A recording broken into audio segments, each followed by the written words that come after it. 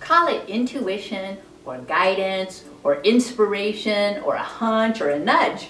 But the fact remains that we all have access to superpowers beyond our five senses and physical brains if we're open and receptive to what's being sent our way. My friend Linda was just telling me that she ignored her intuition that nudged her to get her car checked out. Like so many of us, she admitted to second-guessing herself, saying she barely drove the car these days, and when she did, it was just into town a couple miles away. But her hubby had to make a special trip to the big city, and thank goodness the car died dead in their drive as he returned from his trek. And wouldn't you know, it dawned on me recently that I hadn't had my wedding ring checked at a jeweler's in the past several years. That thought crossed my mind a couple of times, and every time it did, I recalled that whenever I had my ring checked, a few prongs were loose and needed repair. I vaguely rationalized my non-action by wondering if my ring needed maintenance every time I had it checked, or was it simply an opportunity for the jeweler to make some dough? Twice before, I had lost one of the small stones, but on the very same Zoom call that Linda told me about ignoring her intuition with her car, I looked down and saw my main diamond was missing. That is not to say that every stray thought that flits through our minds requires a ninja-like response. But when they come multiple times, maybe someone is trying to get our attention. That same week, I was listening to a James von Praag book called Unfinished Business. James is a renowned medium who communicates valuable advice and messages from loved ones who have passed on.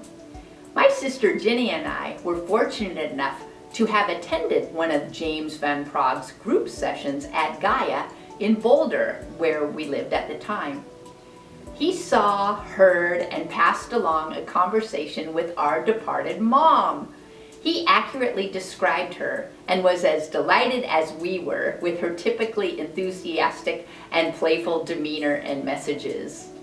In James's book, he relayed the story of a resentful young man who routinely did feel the presence and support of his deceased brother.